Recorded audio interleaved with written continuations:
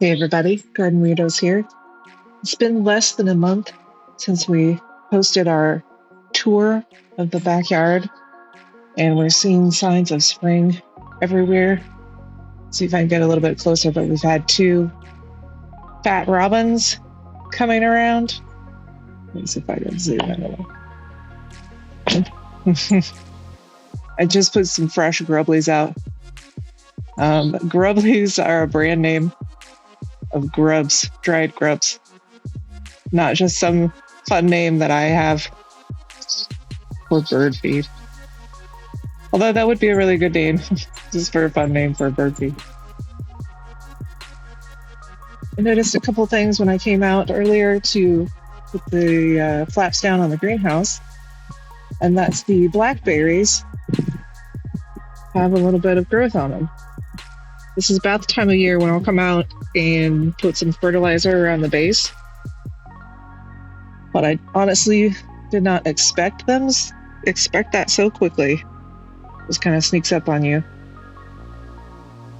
Then the other thing that I noticed, and you may recall from the previous video, and I'll do a clip on that.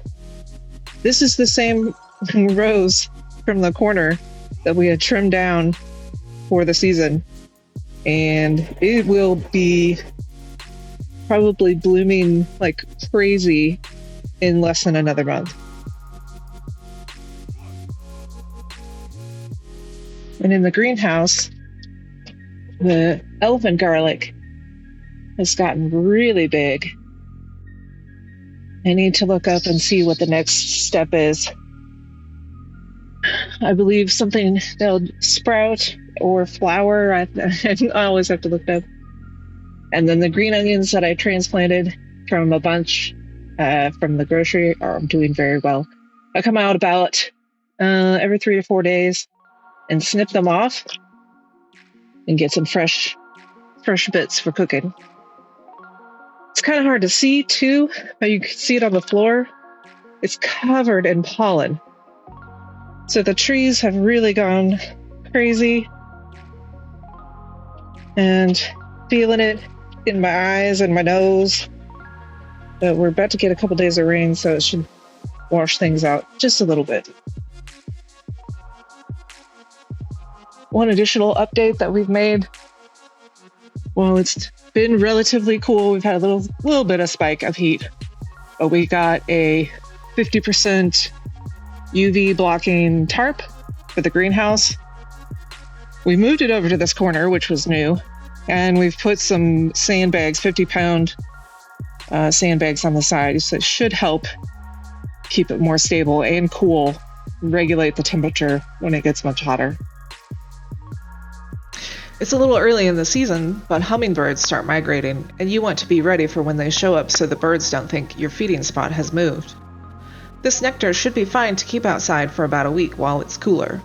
In the middle of the summer, you'll want to change and check it more frequently. You don't want little floaties in the nectar. We're working on a video on how to make your own hummingbird nectar soon.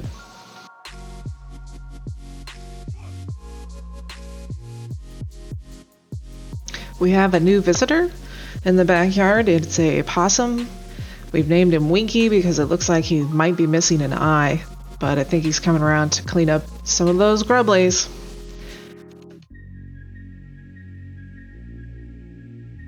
All right, it's time for the weekly seedlings update. Again, it's been another exciting week. The additional orange hat tomatoes, seeds that I planted, sprouted. They're coming up very nicely. The rosella tomatoes that got hit with the heat and the fungus, and I don't know, I might move them to bigger pots, and I'll tell you why. Because the ones that I did move to these separate pots, doing a lot better. And you'll see we got a little bit of movement. We've set up a fan. This has 2 purposes. Number 1, it helps, stimulate the plants a little bit. Stress makes them a little stronger. It also helps because it'll get them used to what it might feel like outside. And it does help keep some of the, quote, fungal bits down. So, as you can see, everybody in the pepper group is doing all right.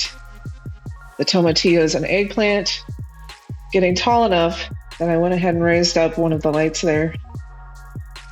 So, apart from moving these guys over to their own separate pots, I think we'll just have another week of good growth. And that's Garden Weirdos. Thanks for watching.